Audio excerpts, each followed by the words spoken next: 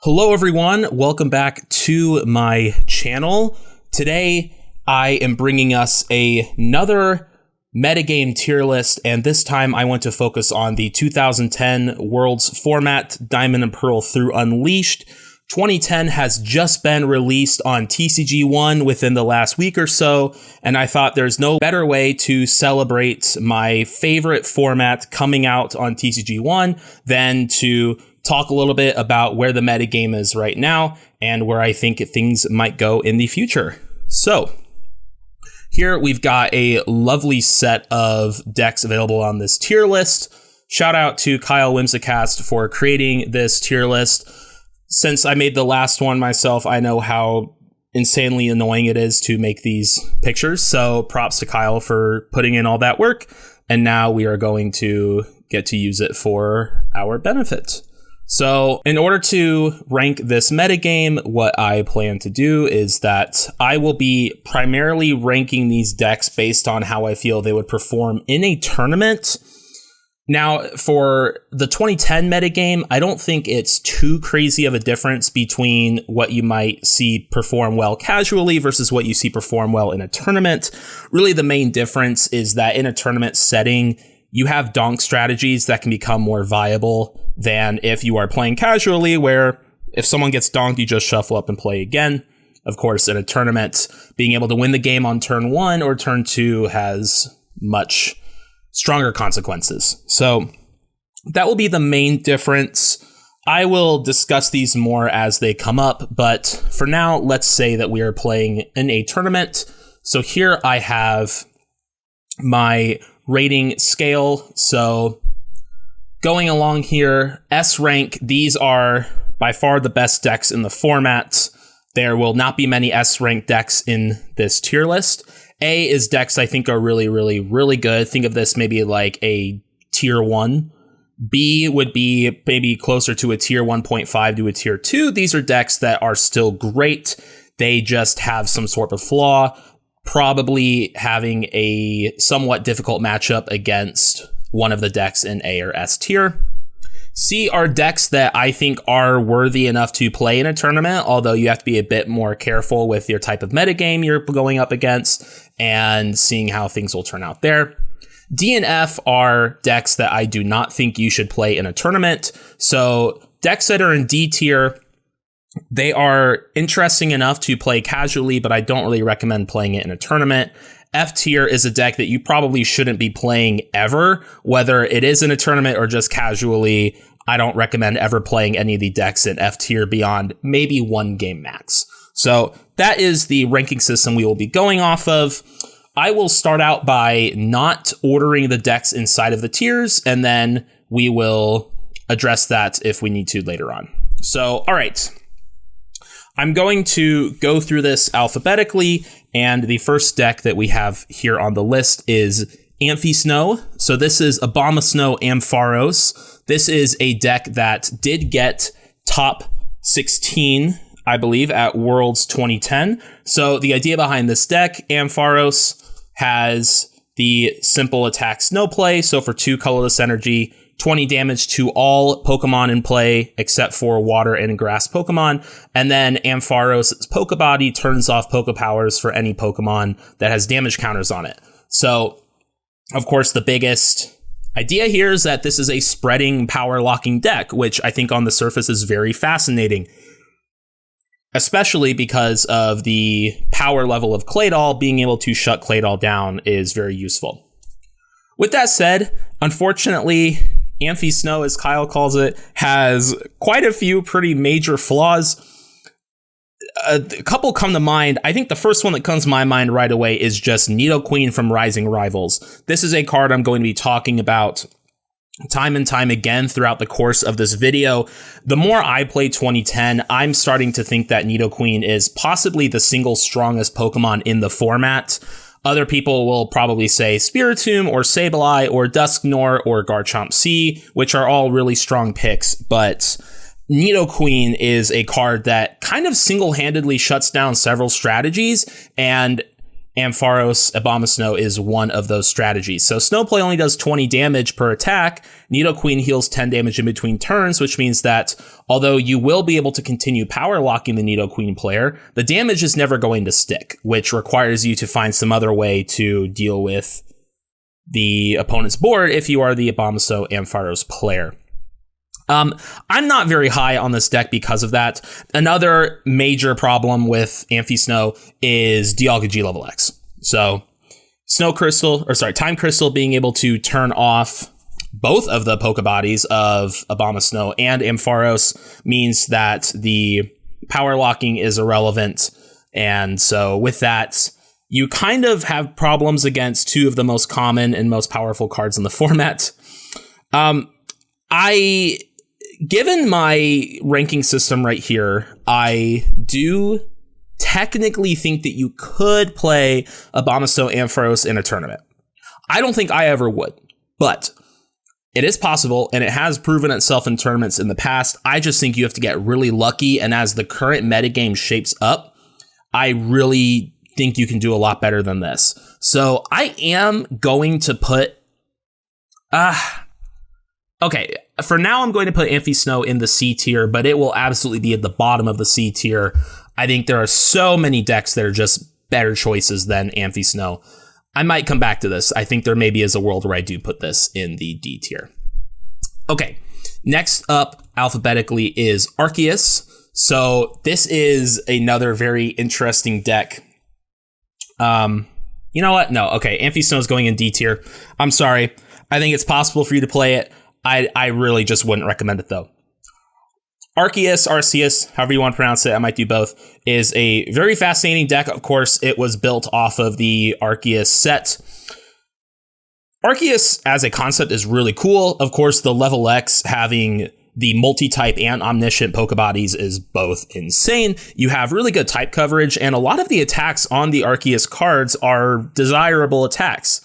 You can snipe for 80 damage, you can prevent damage from level X Pokemon, you have a shred attack in the form of Fast Wave, you can confuse, you have a hit and run attack, you have a pure 80 damage with the fire type Arceus, you have a revenge attack in the dark type Arceus. So there's a lot going on, and it sounds really cool in theory. In practice, though, it's a bit of a clunky deck. So the deck, first of all, really depends on Ripple Swell to be able to even power up its board. And then from there, you have to ensure that you get the correct energy types in play and then be able to attack, use the right attack at the right time when you need to. And I think that's really easier said than done with this deck. Once again, Pokebody lock really hurts this deck. So Dialga G level X just kind of tears this deck apart in terms of turning off multi-type and omniscient.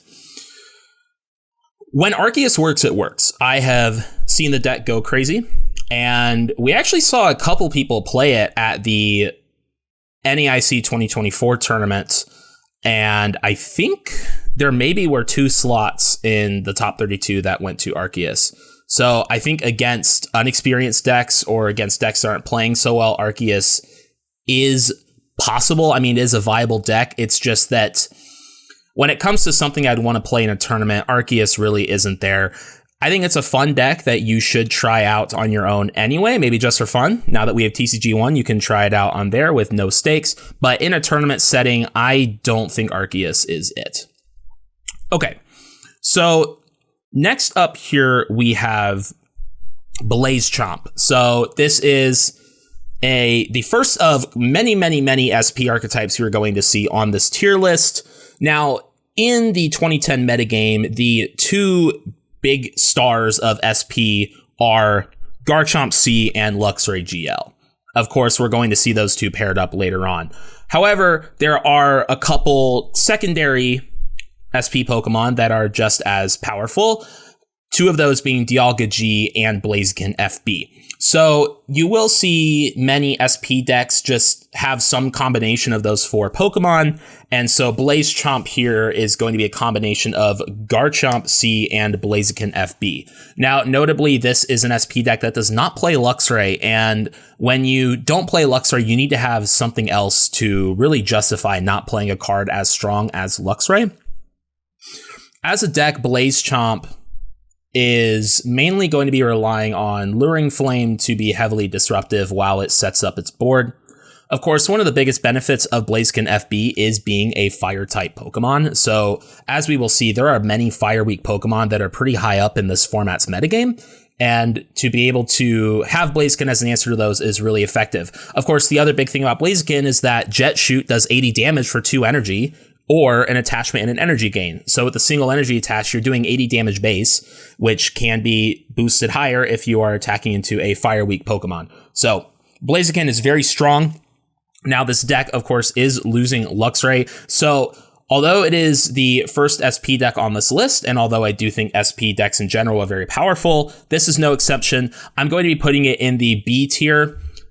I don't think it's the best way you can play SP. I think there are reasons to justify playing Blazechomp over other SP decks, but I don't think it's the best. For example, if you just modify Blazechomp a little bit, you get the next deck on this list, which is called Chenlock. Now, I actually want to come back to Chenlock in a second. So Chenlock is a variation on a specific SP archetype that you likely have heard of before, which we typically call Sablelock. So I'm going to also bring Sablelock up to this board as well.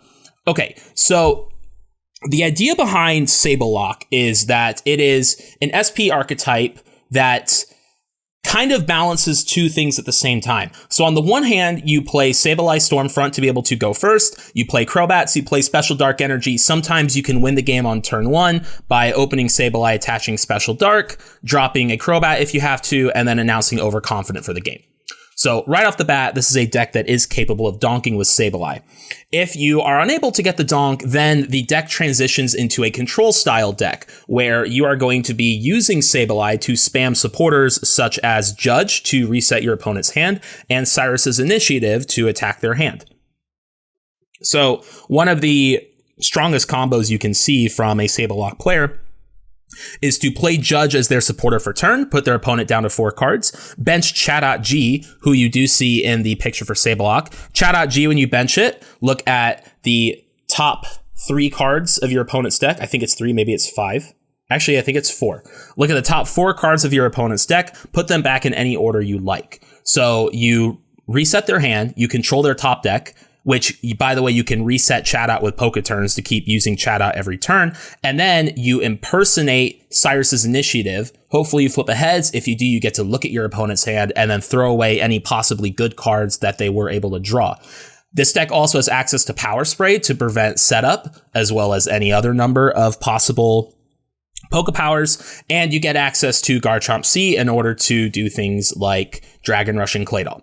So Sablelock is a very interesting deck. This archetype won US Nationals, Conley. Conley also got 9th place at Worlds with the archetype as well. So it's very strong. I think it is one of the strongest SP archetypes, especially in a tournament setting.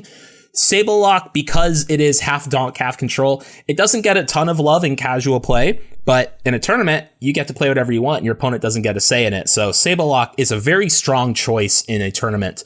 I once said, maybe about 5 years ago or so, that if I were playing in a 2010 tournament, I would either be playing a deck that plays Sableye or a deck that plays Gardevoir. And so Sablelock is a great choice for a deck that plays Sableye, is able to get those really fast KOs when it needs to, and then transition into a grindier late game as it goes. So Sablelock is an amazing choice. Chenlock then, named after Jason Chen, who got top 32 at US Nationals, is Sablelock, but with Blaziken FB. That's it. That's just the difference. The deck plays a little bit differently because of that. Blaziken FB is really nice. It unlocks 2 important factors to Sablelock. The first is just more damage output. So Sablelock as a deck typically relies on Garchomp Dragon Rush for its big damage. It can play Toxicroak G, and sometimes it plays Honchkrow G as well in order to lay on pressure, but in terms of really big damage, Jet Shoot for 80 is a very easy way of doing that. Of course, the other big thing you can do is Luring Flame. So being able to Luring Flame a Claydol, trap it active, and prevent your opponent from using it because it's affected by a special condition really helps the control aspects lay on, and you get to continue to manipulate your opponent's hand and top decks without letting them draw out of it with your Claydol. So Chenlock, Sablelock, whichever version of this deck you want to play, I think they are both great. I would put them both in the A tier. This is a really solid SP deck and one of the best ways to play these ideas. All right, up next, we got Charizard. So this is another one of those decks that, let's see here. Charizard came out in Arceus, the final set of the Diamond, Pearl, Platinum era. I think it's really interesting. So fire formation, deal 10 extra damage for each fire Pokemon you have on your bench. 1 energy for 30 attack, and then 3 energy for 80, and you discard a card. So depending on how your fire formations go, you can be dealing as much as 1 for 90, actually with an expert belt, 1 for 110, or you could be doing 3 for 160. Those numbers can't be beat. You have Ninetales Roast Reveal for your draw. You also get to play Typhlosion Prime as a way to power up your board. Charizard's really neat. What are its downsides? So once again, Dialga turns off your bodies, so then fire formation gets turned off, and suddenly you're just a Pokemon that's just doing 1 for 30 and 3 for 80, which isn't super inspiring numbers. That's kind of the main thing. The other thing is just Charizard as a deck takes a really long time to set up, and although it is very nice when you do get to have your perfect ideal board, that's typically easier said than done. The deck is vulnerable to power locking, not as much as some decks. It doesn't auto lose, but it is vulnerable, and you are a deck that's trying to set up multiple stage 2 attackers as well as your stage 2 Typhlosion for setup. Trying to get your Roast Reveals online requires you to have energy. So there's just a lot of moving parts for Charizard. I think it's a fascinating deck. When I was younger and we were actually in the world of 2010, this was one of those decks that really appealed to me. I never got to play it when I was a kid, but I was always fascinated by it. And it's one that I've been playing around with now that we do have it on TCG1. In a tournament setting, sure, give it a try, honestly. I don't think it's amazing. I'm going to put it at the bottom of C tier. This might be another deck that moves to D depending on how we go. There's a reason why we don't hear too much about the deck today, but Charizard is neat, and I think in a metagame where there is so much locking and controlling and donking and craziness flying around, Charizard just sits right in the middle. It has efficient attacks, it can be tempo deck when it wants, and it can swing big when it has to. And so I do think it's possible for us to unlock the deck. Maybe not to get to tier 2, even tier 3, tier 1 or even tier 2, but sitting right here at the very low end of C tier, sure. Give it a try in a tournament. I'd love to see how it goes. All right. Next up, we have Cursegar. So now we're really getting into the big decks here. So Cursegar, of course, Frank Diaz, 3rd place at Worlds with this archetype. Gengar is an insane Pokemon, first of all. Cursegar gets to use all 3 of the Gengars that are amazing in this format. Of course, Stormfront Gengar with Shadow Room, Fainting Spell, and Poltergeist is just a ridiculous attacker. And then you have the actual Curse Gengar, what the name comes from, the Gengar from Arceus with the Pokebody Curse and Shadow Skip. This deck can also be a hit and run deck where you Shadow Skip your Gengar, you run away into a Spiritomb, you're trainer locking your opponent, which then lets your Poltergeist deal more damage, you're preventing them from maneuvering around, you're forcing them to attack your Spiritomb. Because the deck relies on Psychic and Dark Pokemon, it gets to play Moonlight Stadium. And then the coup de grace, to me, what is the most annoying part about playing against Gengar? It's not even Fainting Spell. Every deck has a way around Fainting Spell. Sometimes it's brutal, but it is possible. For me, what is the most annoying part about playing against Cursegar is Gengar level X. Level down is such a brutal Pokepower. Shuffling your opponent's level X into their deck. The whole stack doesn't go away, it's just the level X itself, but still, losing your level X every single turn can be utterly devastating. There are so many decks where level down is just insanely backbreaking. If you're a Gyarados deck and you're playing Floatzel GL level X, okay, well, your Floatzel GL level X is going into the deck. I'm going to judge you. I'm going to knock out your Gyarados. I'm going to Trainer Lock you. There's no way you're going to get a Gyarados back on that next turn. Level Down can also get rid of a Dialga Level X to then turn on your Spiritomb or your Nidoqueen. Of course, it is possible for them to Power Spray it, but that's something to be aware of. Level Down is every single turn. Your deck can only play at most 4 Power Spray, so eventually it will break through. Flyterra hates Cursegar. It hates Level Down in particular, although it isn't the worst ability in the world. It can be really devastating for Flyterra and so many other decks. Any deck that relies on a Level X, Cursegar can just obliterate. This deck is amazing. I know there are others who would probably call this deck S tier.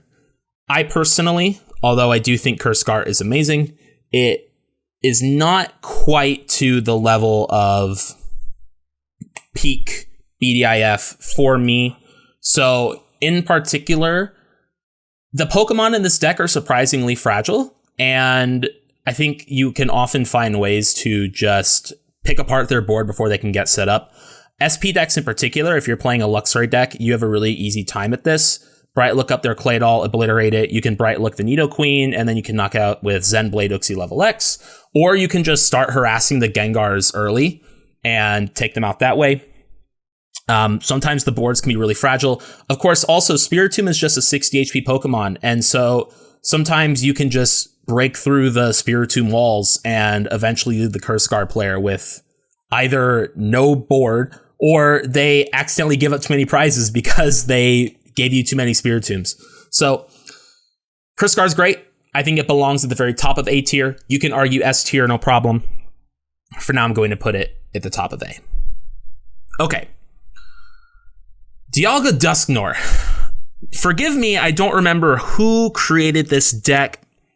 Part of me wants to say it might have been Stefan Tobacco. I know Jay Hornung has messed around with this deck too. It could be someone else entirely. This deck is really funny. So the idea is that you are going to use Dusknoir Level X, whose Ectoplasm Pokebody says when it gets knocked out, you put it as a Stadium in play, and the Stadium deals 10 damage to all of your opponent's Pokemon in between turns. And then you promote a Dialga G, and you say Deafen to prevent your opponent from ever playing a Stadium in return.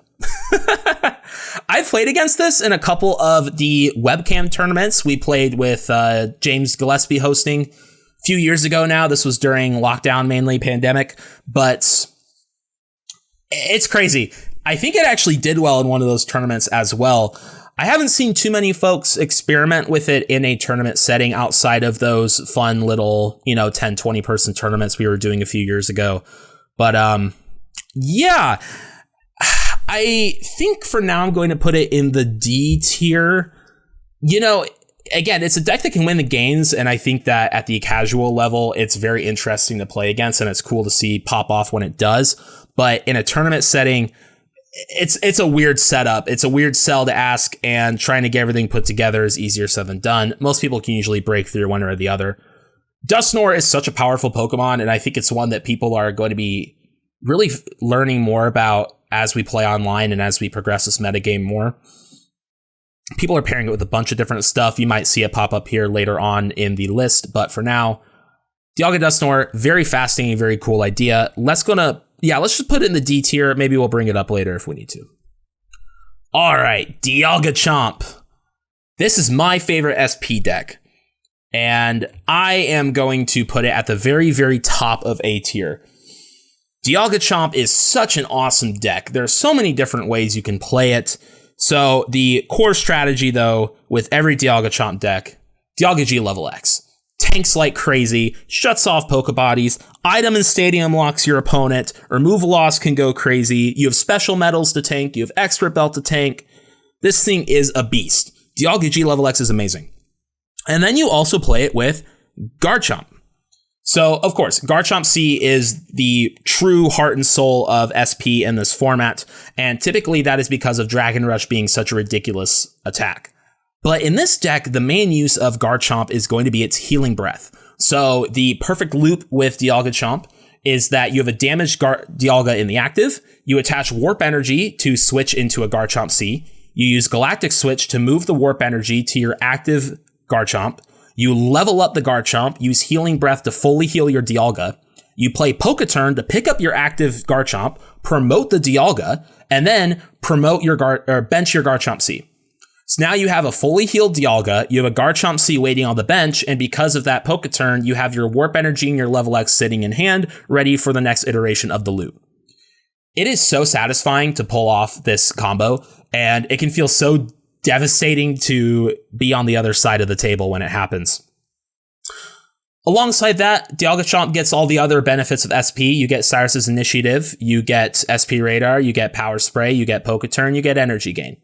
And so there are so many different things you can pair with Dialgachomp. Of course, I have my own special list that plays Staraptor FB and Blaziken FB. I play 6 Level X Pokemon in that deck. It's a lot of fun. One of my favorites. But there are many other ways you can play it as well. Some people like to play it with Psychic-type Pokemon. You get to use like Drifblim FB.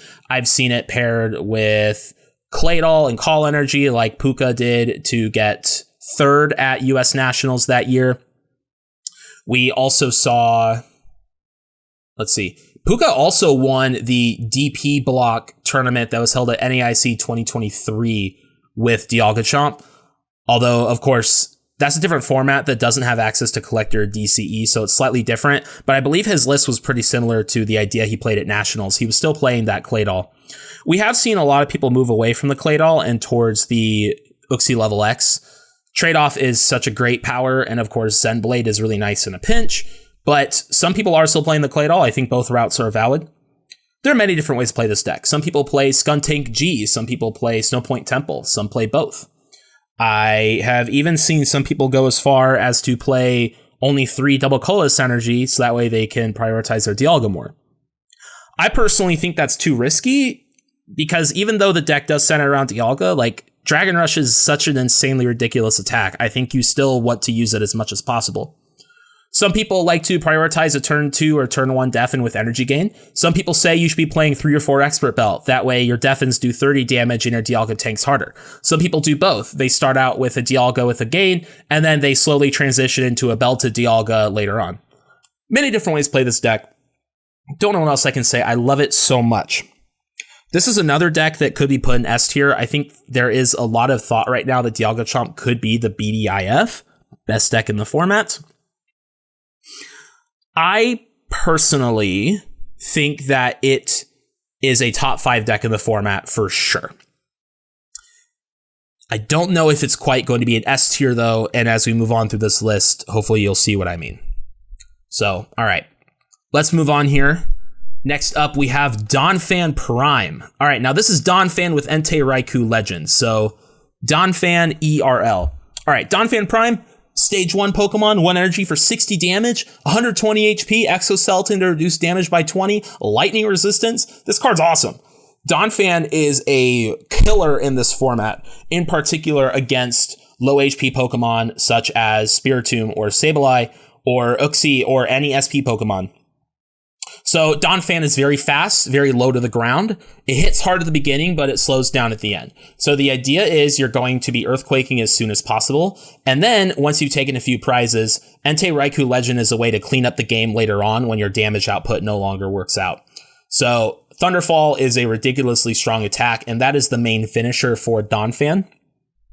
This is more the classical style Donphan that we have been playing since 2010. So there was a list by Tomi Taito, I believe of Finland, in Worlds 2010. Top 32 finished with Donphan playing Entei Raikou Legend. Super cool deck. I used to have this built myself. It's very fun, very fast, very good. We saw some people play it at the NAIC 2024 tournament as well. So I like Donphan ERL. I don't think it is the best aggro deck in the format. I think I might debate between putting it in B or C tier. I think for now, maybe we'll put it in B, but that might change. Donphan's really great. I think it has a place in this format. It's really cool that we get to see this really efficient attacker that doesn't just spam stage 2 Pokemon. So yeah, let's put it in the B tier for now. Okay, the other idea is Donphan with Nidoqueen. So some people have attempted to instead really lay into the Exoskeleton Pokebody for Donphan, reduce your damage dealt by 20, and so you pair it with healing cards, such as Nidoqueen, such as Moo Milk or Life Herb. The idea is just let your Donphan never die. Of course, the other obvious synergy between Donphan and Nidoqueen is that Donphan deals 10 damage to all of your bench Pokemon. Nidoqueen heals 10 damage from all of your Pokemon in between turns. So it negates the damage dealt to your own bench by the Donphan. I should note that in the ERL variant, most decks play Manectric with Bench Barrier in order to prevent the damage dealt to their bench that way. I haven't seen this deck be played a ton. From what I've heard from others, the idea seems to be that while Donphan Nidoqueen is still a good Donphan deck, it doesn't have as much proactivity as Donphan ERL, and it seems like a deck that just kind of really takes its time with its Earthquakes before it can heavy impact later on. For now, I don't see a reason to not play it in a tournament, and I do think Donphan is one of those decks that just... people love this card, and I don't blame them. I love it too. So we might see more attempts at making Donphan better in this format. So for now, I'm going to put it in the C tier, but Donphan, Nidoqueen, and Donphan Healing are both ideas that we might see progress in the future. All right, now it is time for all of the Flygon decks. So Flygon Dusknoir is the first up. So this is just a cool Flygon deck. Pair it with Dusknoir. Of course, Dark Palm is an insane Poke Power, but there are also other Dusknoirs that are just as strong as well. So the Stormfront Dusknoir allows for really great draw. Both of its attacks are really solid. And the idea behind Flygon Dusknoir is just, you've got two really cool Stage 2 Pokemon. All the Dusknoirs have super high retreat costs, but Flygon's Rainbow Float gets to negate those. Dusknoir level X is really fun. You know, Flygon has its Sandwall, and so you can mess with your opponent's stadiums and then lock in your own later if you want. Of course, you still have access to all the great stuff that Flygon does. Memory Berry, Sand Tomb. You get Extreme Attack as well. You get Power Swing. You get Wind Erosion. Really cool deck. I don't think it's the best Flygon deck out there, and I don't think it deserves to be higher than C tier, but I think this is a deck that is worth trying out. If you want to play in a tournament, sure. I think in terms of just fun Flygon decks, just pair Flygon with another Pokemon and go crazy, Dusknoir is a pretty decent pairing. All right, Flygon Machamp. So this is a slightly more classic Flygon variant. Of course, Flygon Machamp dominated the 2009 metagame. We saw that Sammy Sakum and Jay Hornung got second and third place in the tournament with their Flygon Machamp lists. So very, very powerful deck. And in the 2010 metagame, we didn't see Flygon Machamp go as hard. So the big thing about Flygon is that when Rising Rivals came out, Flygon was just destroying the meta, and Flygon is so good. I should clarify right now, Flygon Level X is my favorite Pokemon card ever. Flygon Level X and Omega Prime are my two favorites. I absolutely adore Flygon. I've written thousands of words on Flygon. You can check out my old articles in the description. So the thing about Flygon is that while it is amazing, once Garchomp came out and started taking over the metagame, Flygon's colorless weakness became a very big liability. This became exaggerated even further once Heart Gold Soul Silver released and Double Colorless Energy came out as well to let Garchomp attack in a single hit. Suddenly, the most common Pokemon in the whole metagame is one-shotting your Flygons for a single energy attachment. That's not good. So we need to pair Flygon with some way to deal with the Garchomps. So a natural combination is with Machamp. Take out just shreds through SP decks, and it works. Yeah, this deck's fine. The thing that concerns me is that Power Swing can only do so much, and against non-SP decks, I think Machamp just doesn't do enough to help Flygon against all the other really, really good decks. Like, for example, against Cursegar, what are you doing with your Machamp? That's not really going to help you at all. And we'll see many other decks down here where the Machamp just doesn't quite help you out as much. So Flygon Machamp, yeah, it's a Flygon deck. It's viable. I might put it in low B, we'll see. But for now, I'll put it in the C tier. You can't go wrong with it. I just don't think it's still the best way to play Flygon. I think if you're expecting a ton of SP decks, sure, play Flygon Machamp, see how it goes. I wish you the best. All right, here we go. My favorite deck in the 2010 metagame, Flygon Torterra. Those 10,000 words I was just talking about, that was all about Flyterra. I love this deck. I love this deck. It's so awesome. Shout out to David Sturm, top 32 at Worlds 2010, playing this deck and also winning Germany Nationals with it, by the way. And just the more I play Flyterra, the more I'm like, this deck is what 2010 is about. Flyterra is a disgustingly slow deck. It is probably the slowest deck in the entire metagame. You have these two Stage 2 Pokemon that both need their level X's, and you're just slowly powering them up, slowly biding your time. The main idea here is, of course, to Giga Drain for 60 damage, healing 60, healing 70 with your Nidoqueen, and just slowly grinding out your opponent. Flygon provides nice heavy damage on the back end. It gives you access to Rainbow Float to let your Torterra retreat for free. Gives you access to Extreme Attack as well. And then the coup de grace. Oh, the thing that makes the deck all worth it.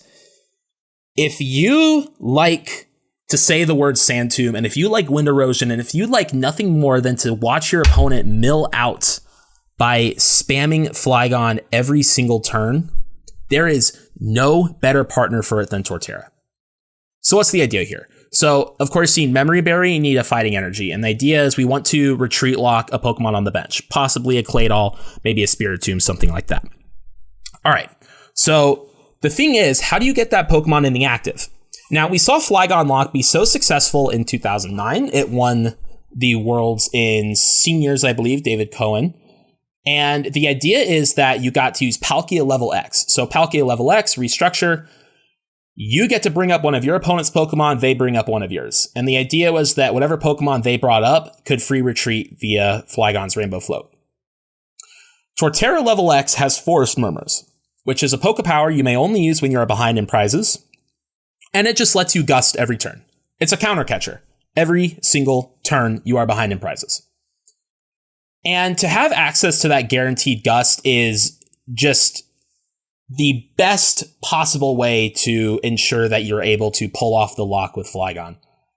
So Memory Berry was a card that was not played in David's original Worlds list. And this was the main edition that I had been testing back in 2020, 4.5 years ago now, when I initially wrote the Flyterra article. And ever since I started playing Memory Berry in this deck, it feels like it was always meant to be, and I can't imagine playing this deck without Memory Berry. Ever since I added Memory Berry, I'd say I probably win. So of all of my wins with this deck, probably about 70% of them are from Memory Berry Forest Murmurs Lock. It is that strong. It is an X factor that can pull you out of any matchup possible. I think without it, a matchup like Cursegar would just be so devastating. Being able to force something active in a lock, such as a Spiritomb, even if they play Warp Energy, they still have to get around the whole thing. It is just awesome. So, I love Flyterra so much. I cannot justify putting it any higher than A tier, and in fact, I could maybe even consider putting it down in B tier. I don't think it is a top 5 deck in the format or anything like that. I think I will actually probably move it behind Sablelock and Chenlock, but I do think Flyterra is like tier 1.5. If I had labeled the tiers that way, then I would put it in tier 1.5, but I'd say B is probably closer to tier 2. Maybe I'll end up moving it down to B, we'll see. But I love Flyterra. I absolutely would play it in tournament. I haven't done it yet, but I promise I will eventually. And getting to play with it online in particular, again, has just, I'm falling back in love with it. I love this deck. I'm going to put it in A tier. All right, last up is Metagon. So this is a personal favorite of Kyle, who again is the person who made this tier list. And so I will put it in the C tier. Metagross is just not that great of an attacker. The big thing about Metagross is that it has its own gusting ability. So I don't remember the name of it, but one of the Metagross has a power.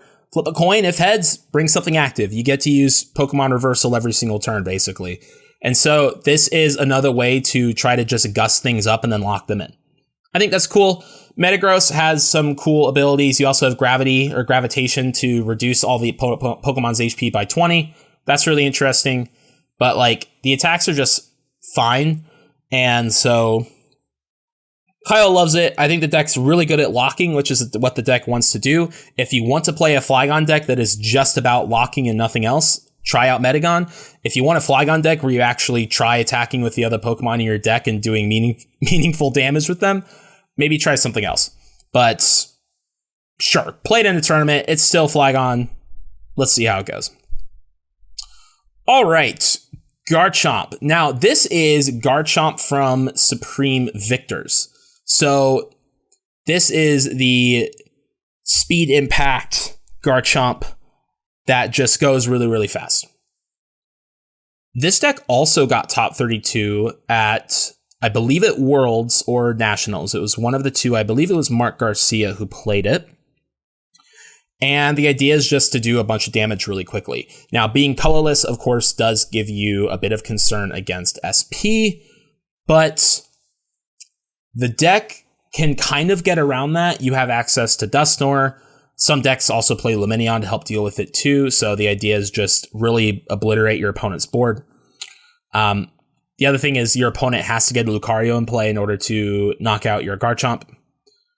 The other thing about Garchomp is that most lists don't play basic energy at all, so you're playing energy like, of course, DCE, but also Cyclone or Warp or Call. So you have to kind of hard draw into your energy, which is one of the biggest downsides of the deck.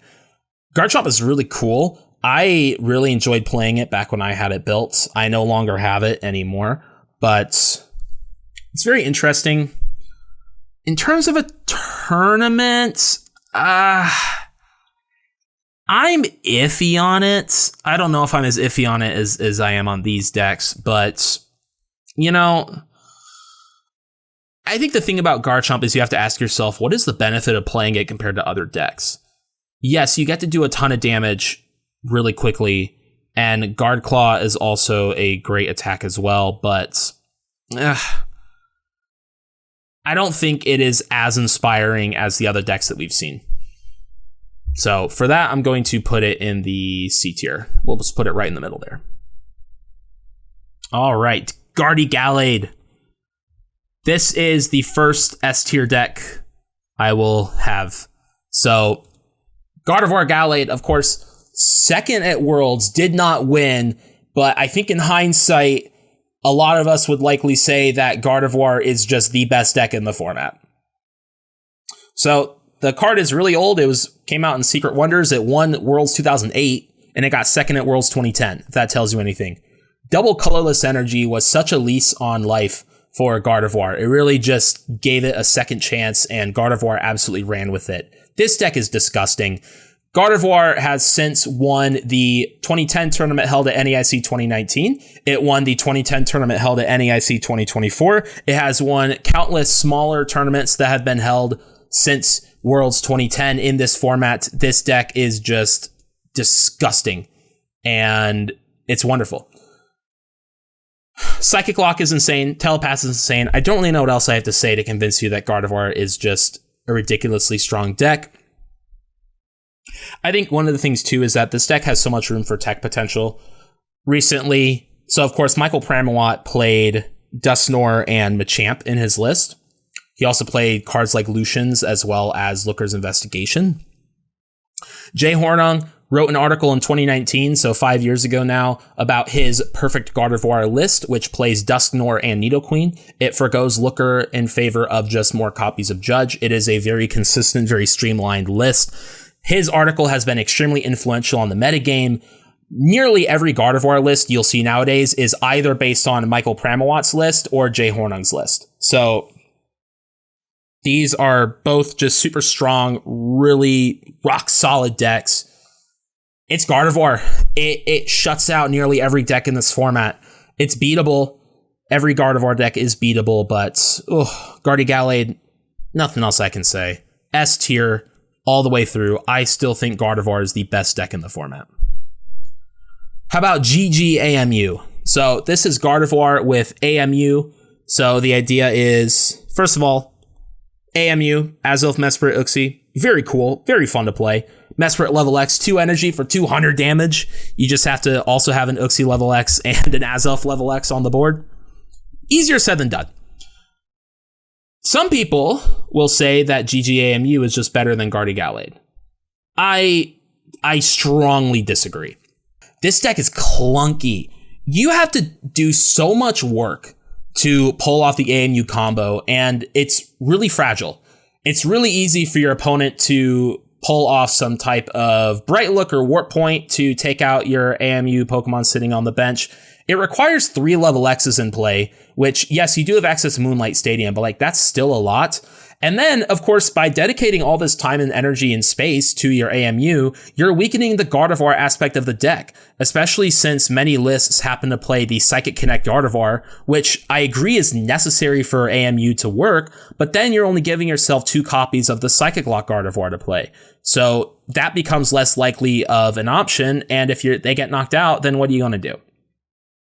It's cute, and I think you can play it in a tournament, but I'm going to put GGAMU in B tier. I think it is just objectively worse than Gallade. It has its own fun stuff, don't get me wrong. You get Mesprit to start power locking before you even have a Gardevoir in play. You have Downer Material Azelf to make your opponent's basics spend more energy to attack. Azelf level X is already really good. Uxie level X is already really good on its own, so why not throw in the Mesprit as well and have a fun attacker of it? I've seen a lot of people playing this online. I hope they're having fun. I'm going to put this deck in the B tier. All right.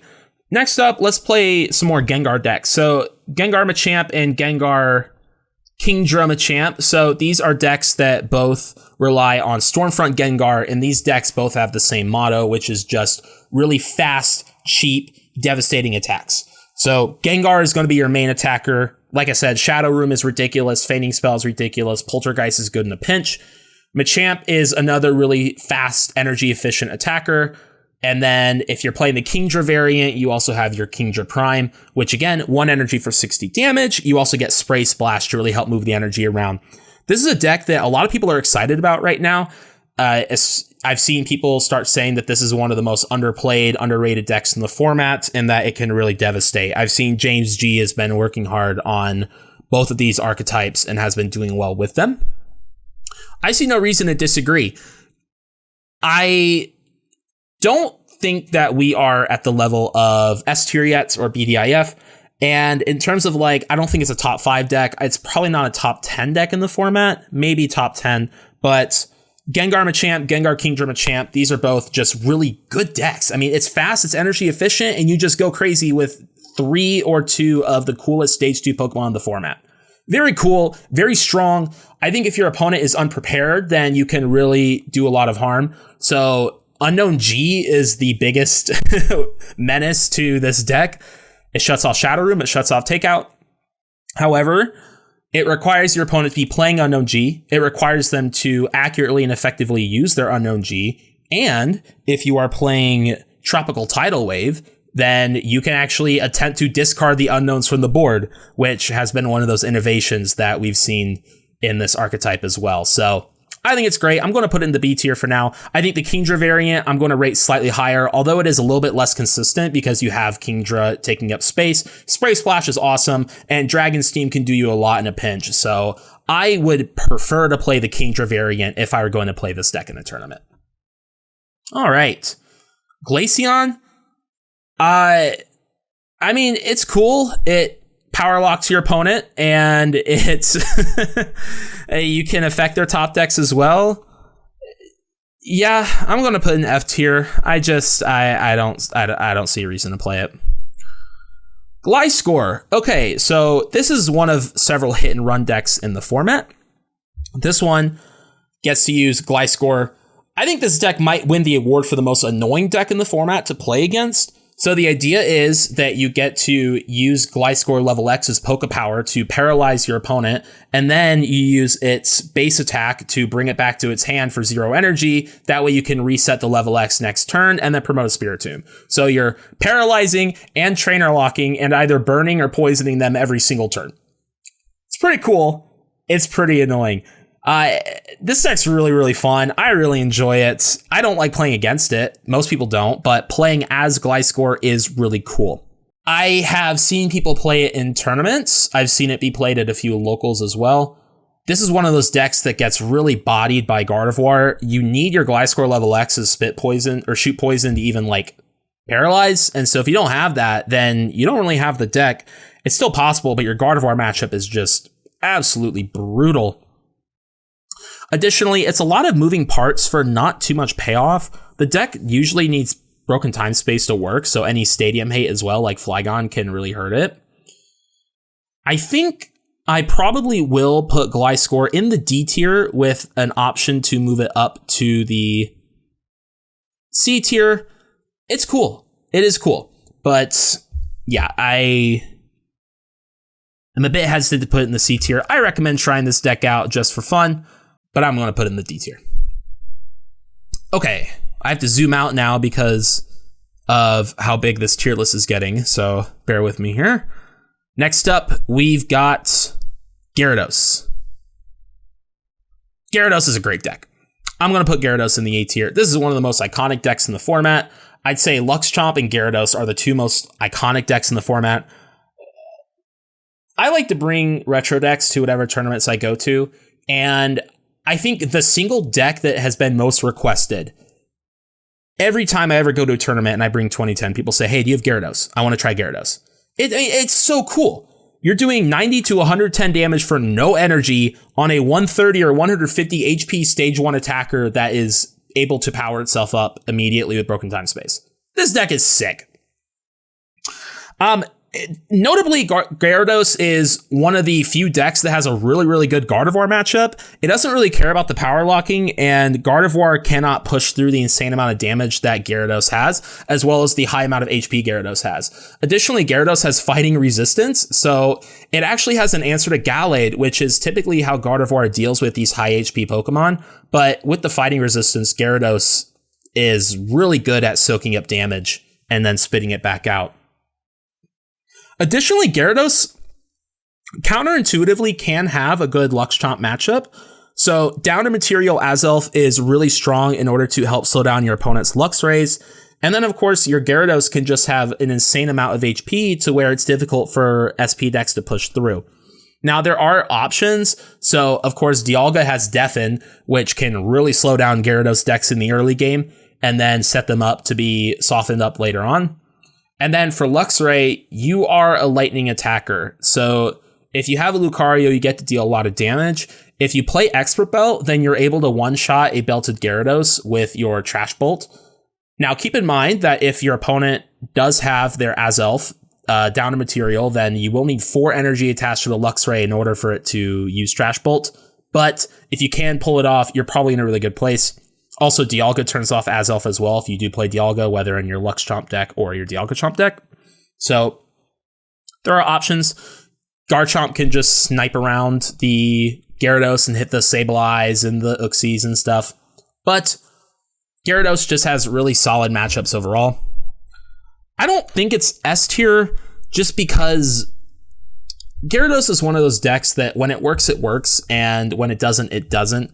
I do think, though, it is very high up in the A tier. I'm going to set it just below Cursegar. I would probably call Gyarados a top 5 deck in the format for sure. We can't forget that back in the day, Gyarados was the second winningest deck in the entire 2010 season, other than Luxchomp itself. And this trend continued into the 2011 season with Majestic Dawn on, pre-emergency rotation, where Gyarados was, again, I think, the second winningest deck in the whole format. In fact, Majestic Dawn on Gyarados is the strongest iteration the deck ever had, so this deck isn't even at its peak potential yet. We saw 2 Gyarados get top 8 at the NAIC 2019 tournament. I don't believe any Gyarados made top 8 at the NAIC 2024 tournament, though, which is very interesting. With that said, Gyarados is amazing.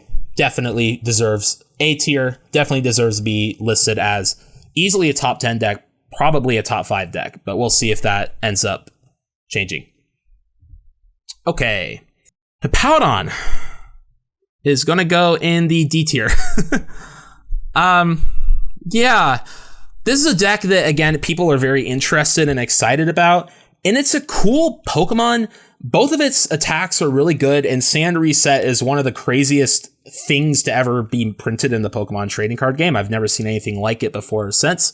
Shuffle all cards attached to Pokemon in play. That's crazy. So, with that said, though, it's just okay.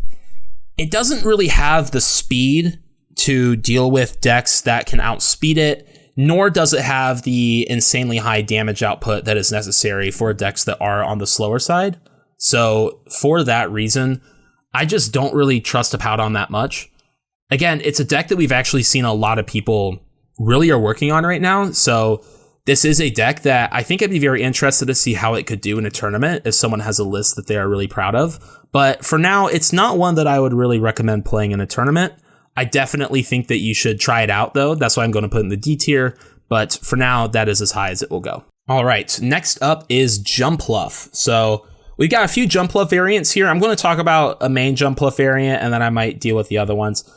Jumpluff is the fastest deck in the format. I mean, you want to talk about decks that just... Jumpluff is it. Mass attack is crazy strong. The damage potential is super high. For 1 energy, it means the deck can attack super, super quickly, and it can deal insane amounts of damage. The thing about Jumpluff is that it is very fragile. Either it wins or it loses, and it either wins fast or it loses fast. For that reason of Jumpluff's fragility, you have to have some things go your way if you want to play Jumpluff in a tournament. If they do go your way, you're going to do really well. At the NEIC 2024 tournament, we had 2 Jumpluffs in top 8, and I think they actually both made top 4 as well. I lost to Jumpluff in top 8 of that tournament. I was playing Dialgachomp. I thought top 8 was best of 3, and I had a really bad start. I prized my Blaziken. My opponent went really fast, so I scooped up, and we started shuffling up for game 2, and I was then informed that it was actually best of 1 top 8, and so I lost the match, which is really funny in hindsight, but Jumpluff is a deck that can just do that. It can just win the game as early as turn 2 and never look back. In terms of aggro decks in the format, it is the most powerful at the expense of being the most fragile. With that said, I do think Jumpluff is an A-tier deck. I think I will put it above Sablelock. I'm going to put it below Sablelock. But Jumpluff is very much A tier. Some people would say that it is a top 5 deck in the format. I would not argue with you if you put it in there. It truly is the strongest, highest output of all of the aggressive decks, just at being more fragile. So there are 2 other Jumpluff archetypes that are listed down here. We have Jumpluff Alakazam and Jumpluff Shaman. So Alakazam and Shaman are 2 techs that you can play in your Jumpluff decks. Alakazam, one of the coolest cards in the format with its power cancel Poke Power, is a nice response to Dusknoir, as well as just random SP decks.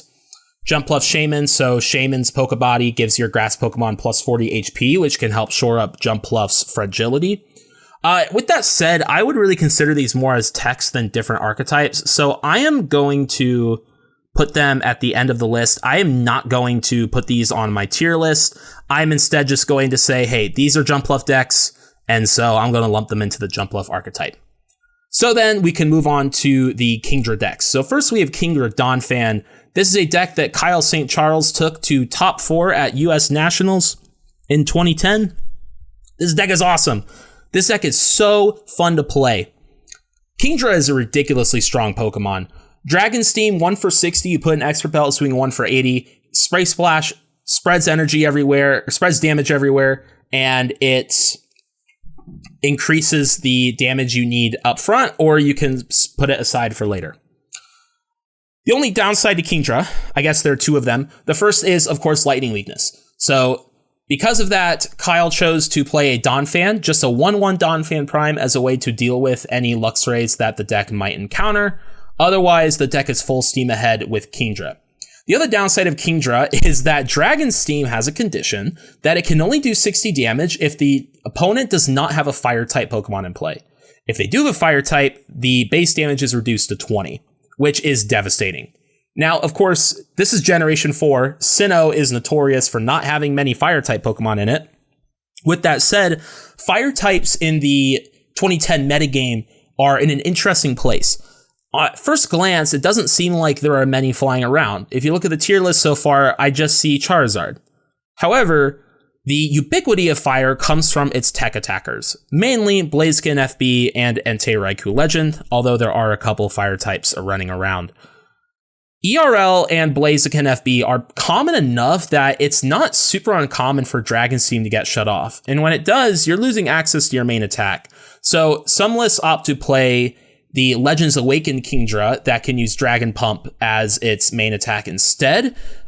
This is what Kyle opted to play, Kyle St. Charles. So the list plays 3 Kingdra Prime and 1 Kingdra LA. This is how I would play the deck as well. But Kingdra is so much fun. With that said, I'm probably going to put it in the B tier, although I will put it in high B tier. I think I will put it below Gengar Machamp. Very fun, very fast. Now, this deck is really fast, and it is a lot tankier than Jumpluff. Kingdra has 130 base HP, 150 with expert belt, at the expense of your damage being capped at 60 base or 80 with a belt. But that's a magic number anyway. With the belt, you're one-shotting basic SP Pokemon. You're able to two-shot pretty much everything else. You're one-shotting Claydolls. The deck also has access to Dusknoir, and it plays 4 Warp Point to just really shred through your opponent's board, with Spray Splash kind of coming in to help out as well. So I do think Kingdra is a great deck, but I'm going to put it, let's say, in B tier for now. All right, Kingdra Machamp. So Kingdra LA Machamp SF was a classic deck in 2009 when the cards were legal. I guess also 2008, technically. Yeah, you could have played it then too. So this version just also plays Kingdra Prime, because Kingdra Prime is usually better than Kingdra LA, although both cards have their own merits, as we've just discussed. The only difference is that Kingdra Machamp basically says, all right, look, Donphan just isn't enough to help protect my Kingdras, so I need something more. I need something beefier. I'm going to play a full Machamp line to deal with the Luxchomp and SP matchups.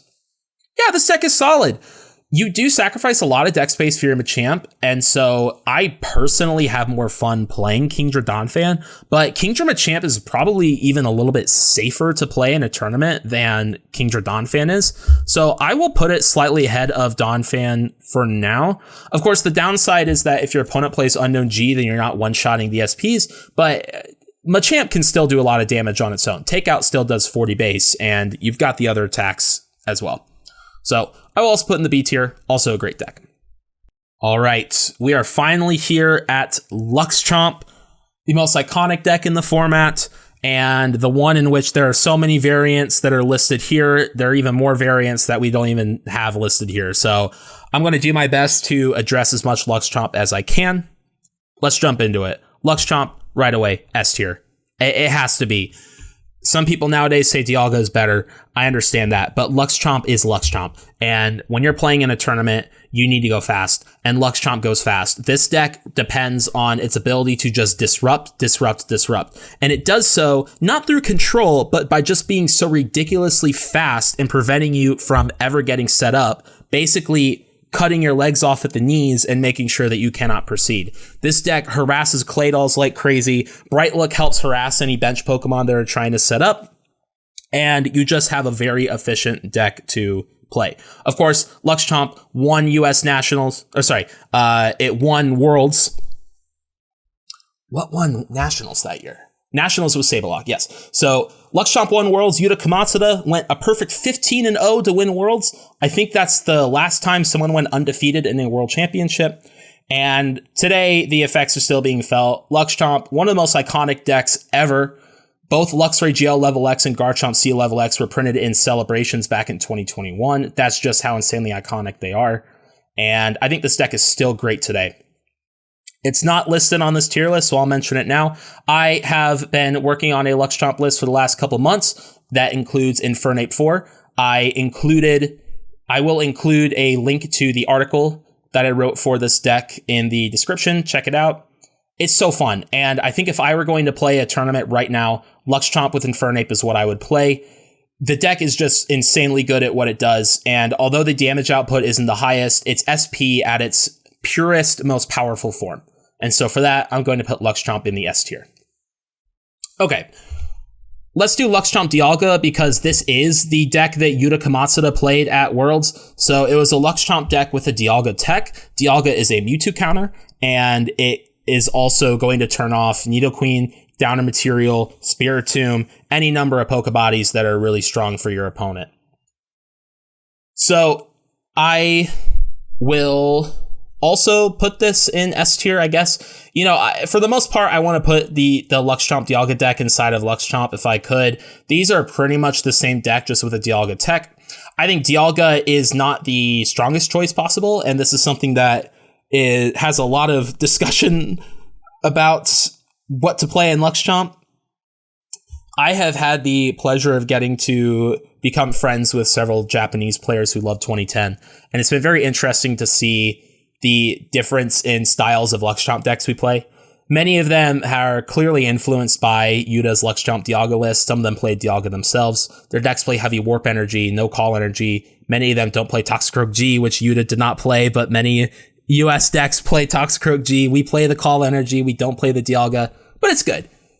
You know, maybe I'll keep it in S tier for now, but again, these are pretty much the same deck in my eyes. I'm not seeing them too differently. Same goes with Lux Blazechomp.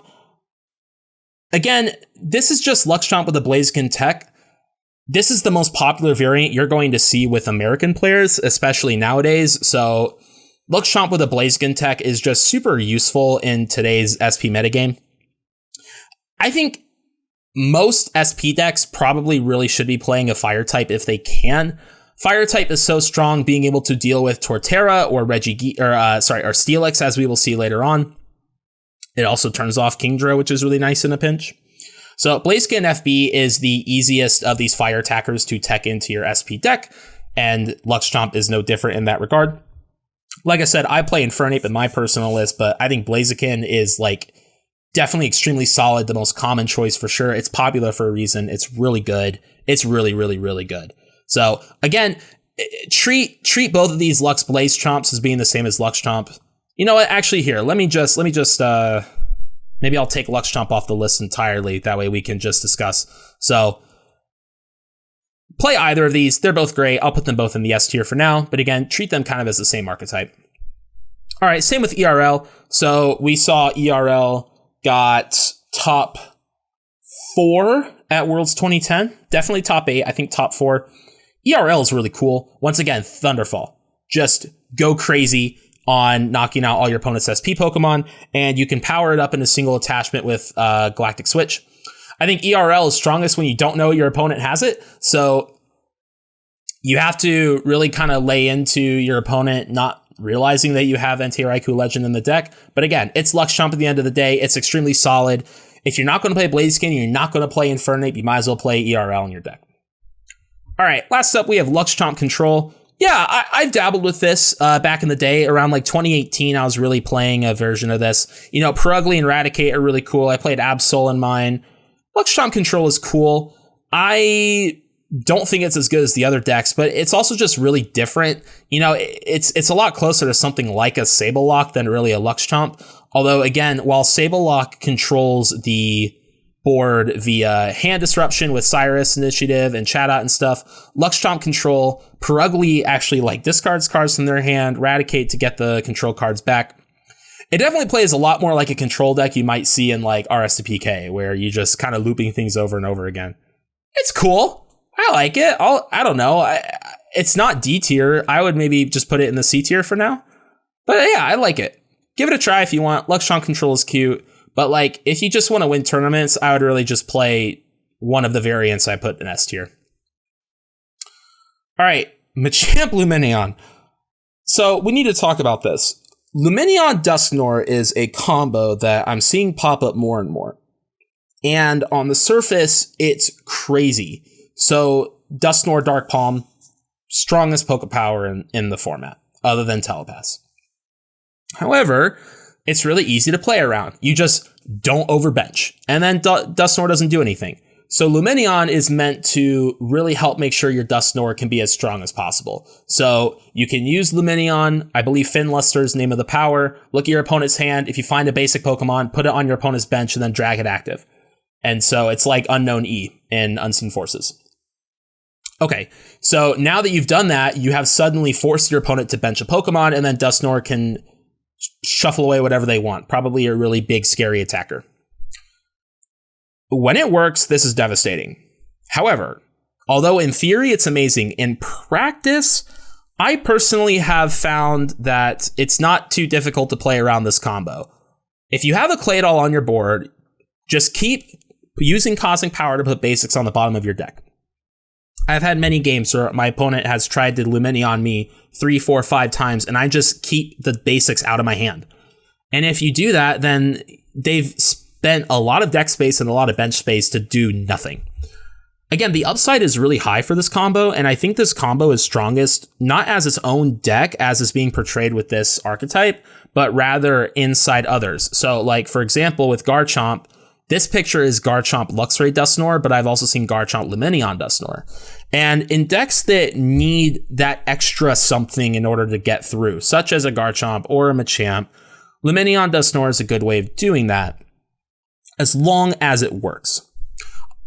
For now, I don't believe in Machamp Lumineon Dusknoir being strong enough. I think it's way too circumstantial in order to pull anything off. Any pure Machamp decks in general are just going to have a tough time in an open metagame. There's just so much non-SP flying around that Machamp can easily get outclassed by anything that's not SP. So I'm going to put it in the D tier. Again, Lumineon Dusknoir itself as a combo is scary, and I think is one of the more interesting things we've been seeing recently in 2010. I'm excited to see where it goes. Being able to fully unlock Dusknoir's potential, I think, is a route that this format will take. Machamp, though, probably is not the best Pokemon to pair with it. All right, next up, we have Magnezone. This is a deck that I love, so I will take a little bit of credit for reviving the idea of Magnezone. I'm not the one who invented it. I actually had been watching an old Jay-Witt's Prophet episode where he had mentioned Magnezone as a possible deck for the state championships during the Met format, so when Arceus first came out. Magnezone is a hit and run deck where you use Gyro Ball to attack, and then you retreat into your Spiritomb, and then you Trainer Lock them. The benefits of Magnezone are that you also have access to Magnezone level X, whose Cyber Shock attack is an auto paralysis. You also have Electric Trance to move energy around your board however you want, which can be really effective as well. You have access to a ton of different Magnezones. So, of course, you have Super Connectivity Magnezone with the Gyro Ball attack. You have Magnezone level X. You also have Magnezone DP, whose Pokebody lets any Pokemon with a Metal Energy retreat for free. So you combine that with Electric Trance, and now all of your Pokemon can retreat for free at any time. It also has an attack that does damage, additional damage for each Metal Energy attached to your Magnezone. There's also the Metal Magnezone from Stormfront that can search your deck for a Lightning or Metal Pokemon once per turn and put it in your hand. And then there is the Promo Magnezone, which can deal 120 damage. So that's kind of your big damage attacker. Too many Magnezone for one deck, so everyone has to choose their combinations. I've gone back and forth in this over the years. Currently, I do not play the Promo Magnezone. I instead use Suicune Raikou Legend as my big damage attacker, and instead I play 2 copies of Gyro Ball, 1 copy of Level X, and 1 copy of the Magnetism, I think is what it's called, the DP Magnezone that lets you retreat for free. This deck is so fun. You can play it with Nidoqueen, you can play it with Blissey to nurture and heal, and discard energy to then attach with Super Connectivity. You can use Spiritomb as a wall, you can use Mr. Mime, you can use Shuckle, you can play Rainbow Energy, move those around too. This deck is so much fun. It has been such a pleasure to see everyone else pick up this deck again and try it out. I love that others are enjoying it as much as I do. I'm so glad that we were able to find this deck again and rediscover it. All thanks to Jay-Witz for keeping Prophet up. What a great time capsule and a great way to remember these things. Magnezone has results, by the way. So Magnezone won Finland Nationals that year. And additionally, another Magnezone player got top 8 at Mexico Nationals that year as well. So it was real. It did get results. People forgot about it. We brought it back. We're having a lot of fun with it. I have played it in a tournament before. I think I did okay. I think I got 10th place out of 20 or something like that. I would definitely put Magnezone in the C tier. I do think you can play it in a tournament. Is it great? It can be. Magnezone's matchups are really iffy, and it really comes down to whether or not you are able to get your board set up. Magnezone, very slow deck, and there's a lot of moving parts, especially in a list like mine. You can play a more streamlined list that has an easier time setting up, but it can take a little bit. But once it works, you can set up a board that is just so difficult to break through. I mean, you get a Magnezone level X with 4 special metal and an expert belt, that thing's never going to die. You combine it with Blissey Prime, it's really never going to die. So there's a ton you can do. I love Magnezone. I think it is so fun and so worth trying out. I'm going to put it in the C tier, but it's definitely a deck worth looking into. All right, next up we have Palkia-Chomp. Palkia-G is definitely one of the bigger losers of the progression between 2009 and 2010. Palkia-G is really cool, but it kind of just does get outclassed by other SP decks. In particular, Garchomp itself already has Dragon Rush, which replaces Palkia-G level X's attack to also snipe for 80. So that is a big downside. Palkia Lock is still a thing, and I still think you could make it work, but I think there's so many better options for you as an SP deck. I think it's cool. I don't think you should play it in a tournament, though.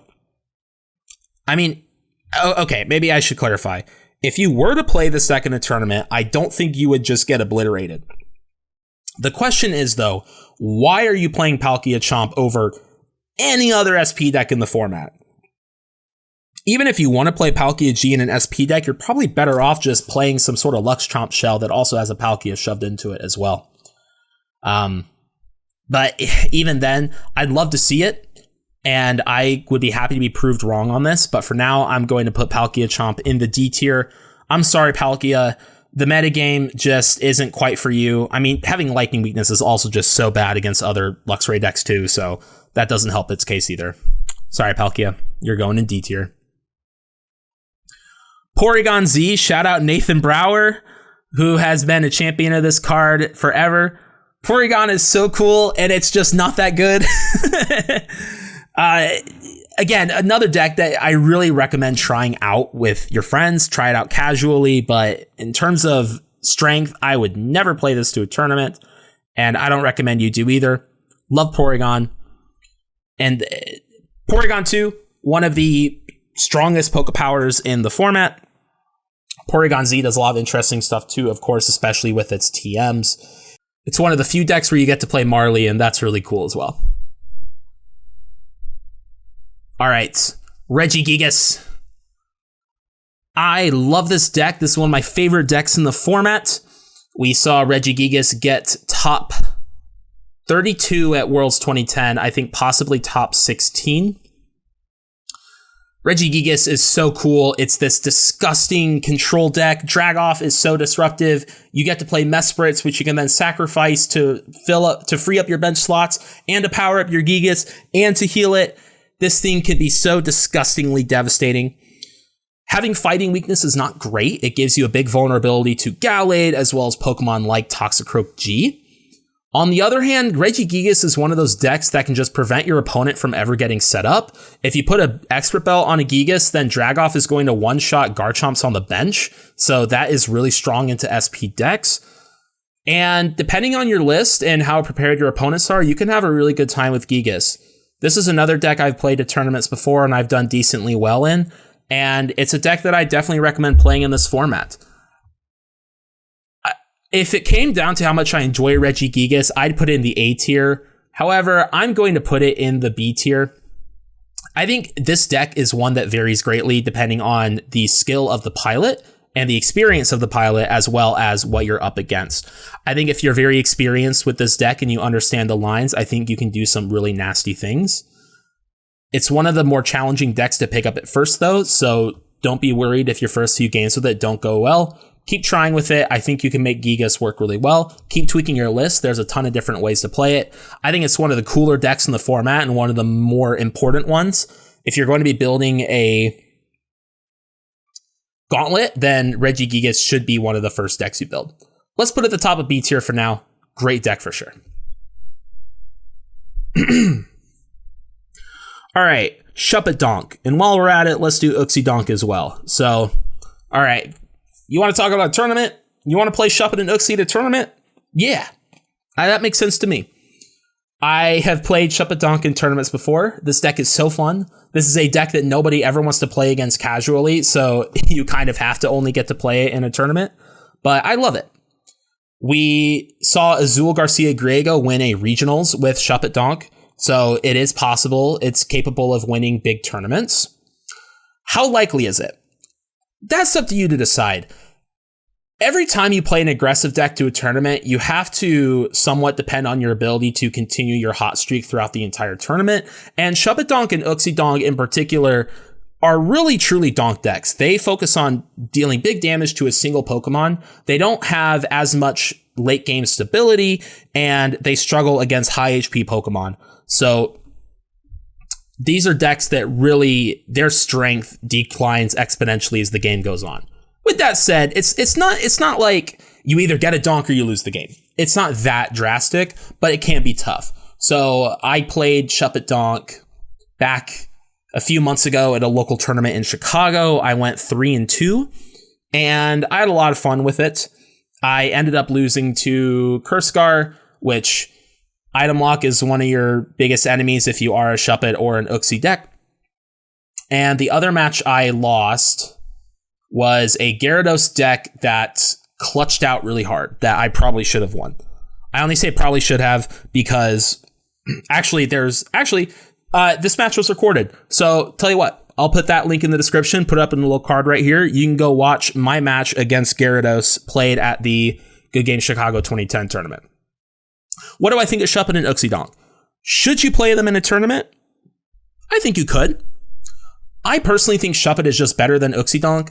Uxie makes sense for when Shuppet isn't a thing in the format, but like Shuppet is going to do more damage, and also Fade Out brings the cards to your hand, which means that you can actually play them again the next turn. With Uxie, the cards have to go to the bottom of the deck, which really relies on you having to draw your entire deck on the first turn in order to even set up your Uxie to be able to attack later on.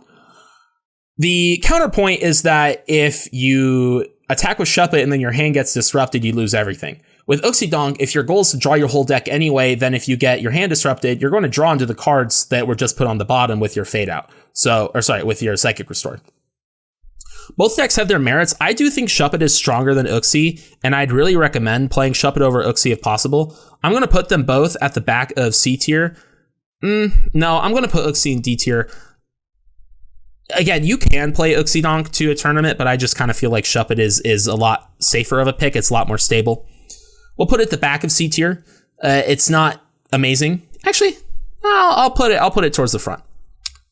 It's a viable choice for a tournament. Just understand what you're getting yourself into when you play Hippowdon. You have to accept the consequences one or the other and just have fun going on the ride. But if you like to play a bunch of cards in a single turn, no better deck than Hippowdon. All right, next up we have Steelix.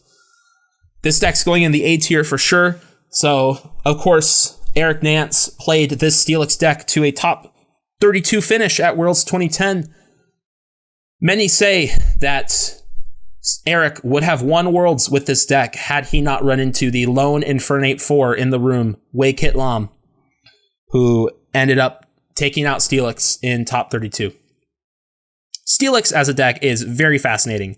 It has strong matchups against both Gardevoir and Luxchomp, which is surprising to say, but is true. Having psychic resistance as well as special metal really lets you tank the damage from a Gardevoir Psychic Lock. Additionally, having really high HP and special metals means that SP decks can't do a ton either. You play a bunch of healing cards, which allow your Steelix to stay nice and healthy and fresh as you load up these special metals before dealing big damage with Gaia Crush. Steelix is great. Now, it is weak to fire, but you can set up a Steelix that a Blaziken cannot kill. Even a belted Blaziken cannot kill a Steelix with 4 special metals and an expert belt. How likely is that? That's up for you to decide, but, a Steelix player probably has enough time to get there if they need to. Now, Infernape 4 is going to one-shot Steelix no matter what. You can't do anything about that, but you can get around the Blaziken.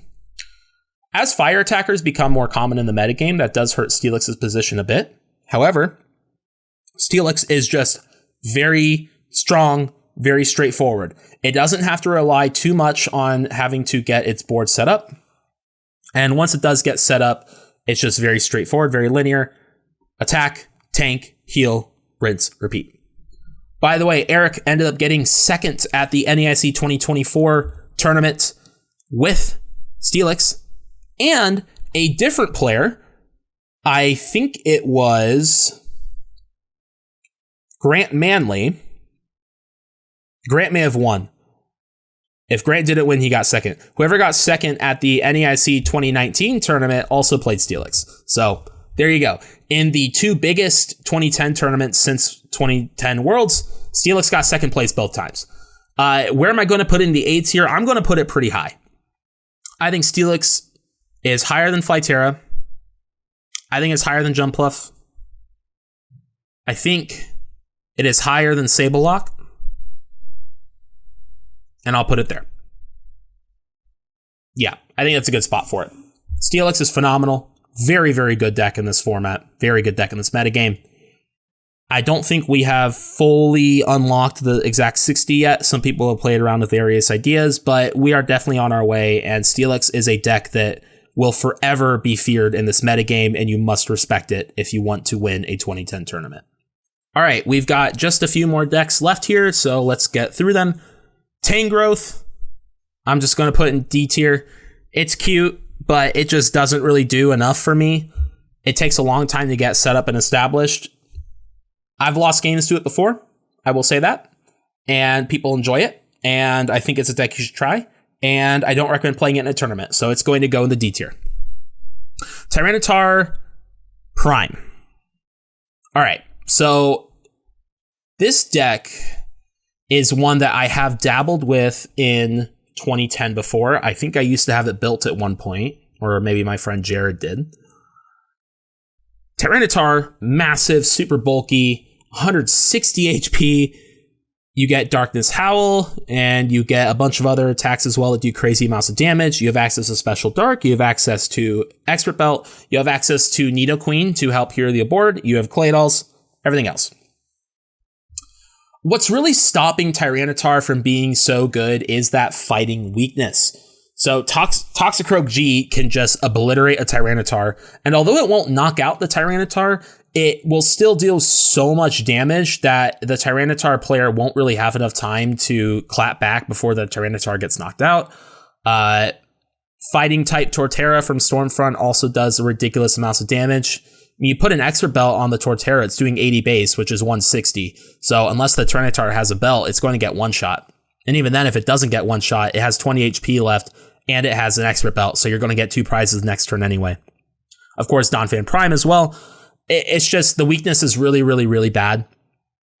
And additionally, although Tyranitar itself is really tanky, the deck needs a lot to get going. You need to manually attach to your board, which is not ideal for a deck that requires so much energy, and it does take time, which is time that faster decks can use to disrupt you and get around your main board until it's too late for you to establish yourself.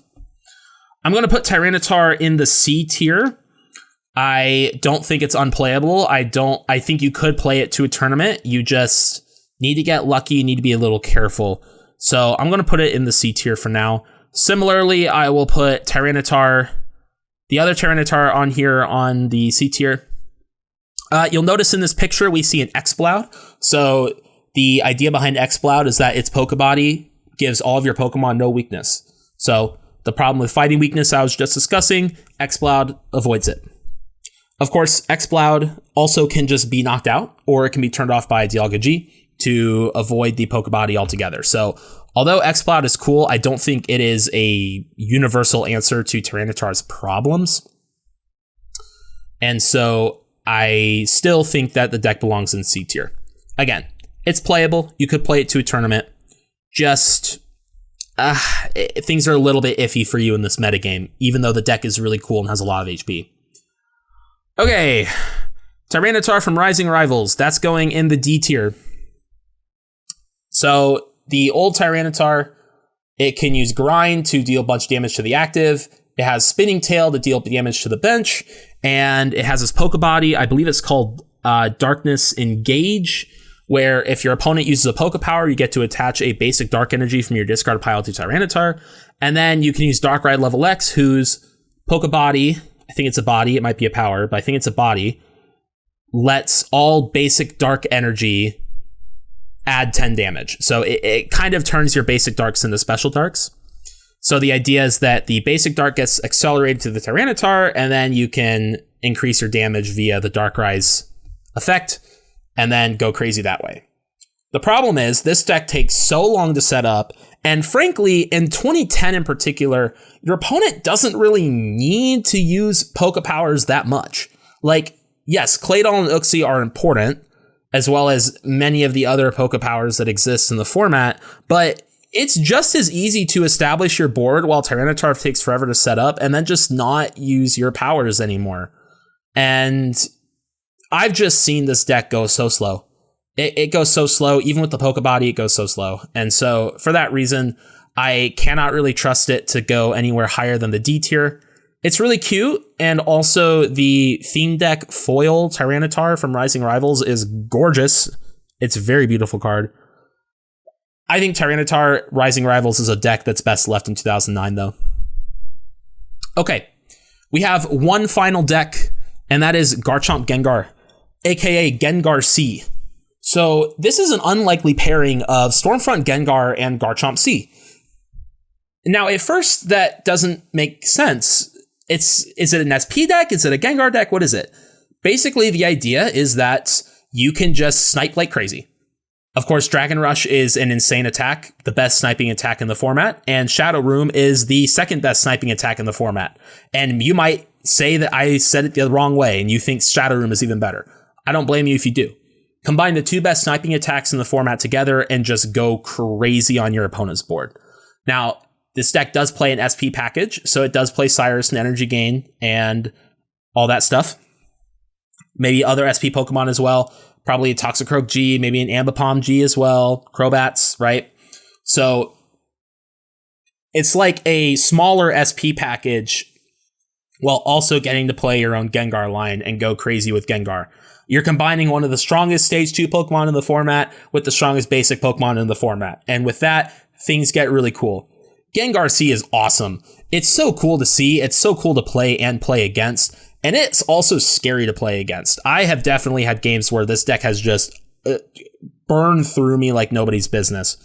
This is one of the more underappreciated decks in the format. People don't really talk about it as like one of the core archetypes in this format, but Gengar C is very much a real deck, and it's one that should be respected, and it's one that you can definitely consider playing in a tournament.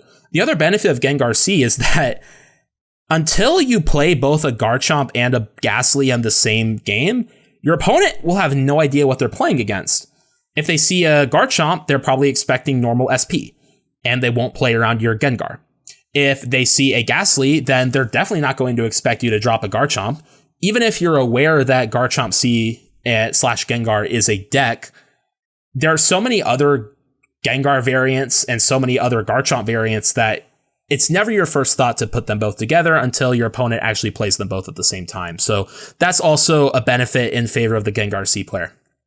So this deck's great. I'm going to put it in the B tier, and I think I'm going to tell you what, let's keep it in the B tier for now, and then we will now reorder the actual tiers themselves. So this is every deck that I'm going to rank in the tiers that I believe they should be in.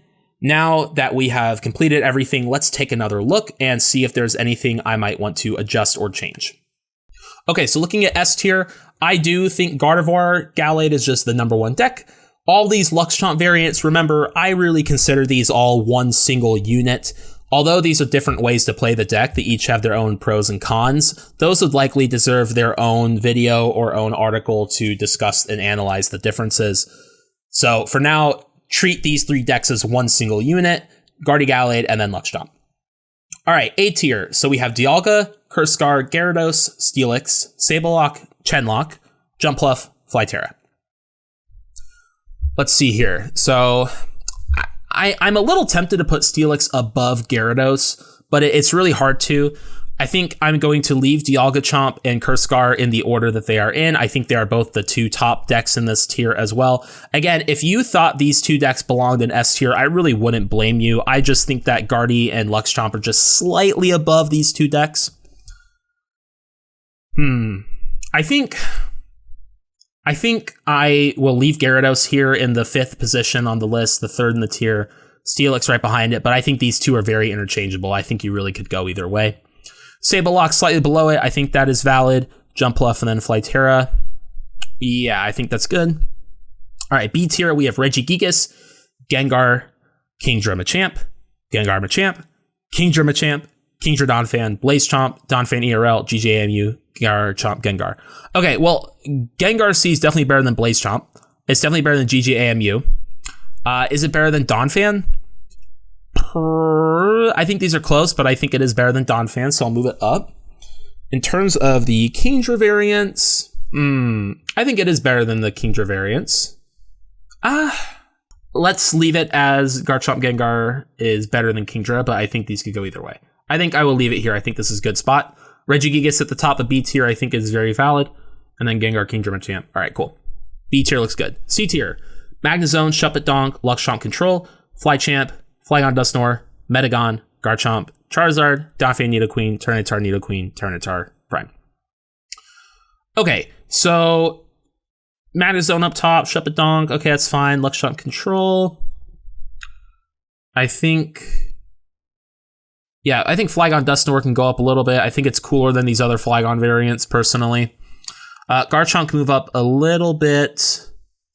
I think Charizard will move down a little bit, but I do think it's better than the Tyranitar decks. And, okay, I think that's good. D tier, Uxie-Donk, Palkia-Chomp, Machamp, Lumineon, Hippowdon, Gliscor, Dialga, Dusknoir, Ambasnow, Arceus, Porygon-Z, Tangrowth, Tyranitar. Ambasnow will move further up. Gliscor moves further up. Hippowdon moves up a little bit. Palkia-Chomp will go down.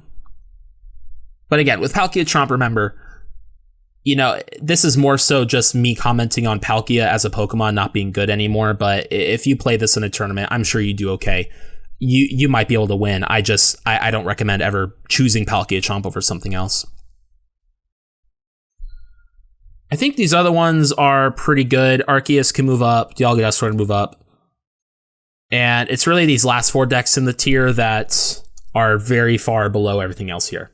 So this is my 2010 World's Metagame tier list as of the end of 2024, here to commemorate the release of TCG1's 2010 format.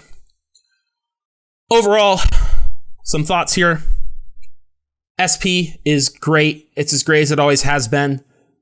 I feel like there's this kind of pendulum that swings back and forth between super fast decks and super slow decks in this format.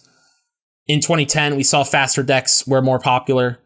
Since then, slower decks have really come to become more popular with Gardevoir and Dialgachomp and Flyterra and Cursegar. Steelix as well. But lately, we have been seeing a bit of a push back towards faster decks. We've been seeing Luxchomp succeed. We've been seeing Gyarados and Jumpluff succeeding in these major tournaments as well. We've seen Gengar from Stormfront popping up here and there. That card's been becoming more and more popular. And we've also seen cards like Kingdra and Donphan becoming more popular as well. So the metagame is as wide open as ever. Again, I want to emphasize this is for tournaments. In terms of casual play, 2010 is an amazing format for that. Look at how many decks are here. And you really could play any of these. And I'd love to sit down and play with you with any of these decks as well. I adore this format. I hope that this tier list video has helped give you an idea of what this format's metagame looks like. Perhaps you saw some decks you would love to try out as well. Let me know in the comments, what do you think is the best deck in the format? Any decks that I overrated or perhaps underrated? Is there anything that you did not see included at all that you wanted to talk about? Make your own tier list as well. I'll be posting a link to the tier maker in the description. Again, credit to Kyle Whimsicast for creating this tier list maker in the first place. Very helpful, and I'm glad that we got to take a look at this and discuss it together. Otherwise, go check out 2010, whether it is on TCG1 or physically with your friends, online, webcam, at tournaments, whatever. If you come see me, I'll probably have some 2010 decks with me, and I'd love to play with you. Otherwise, thank you for watching. I hope you enjoyed this video, and happy playing.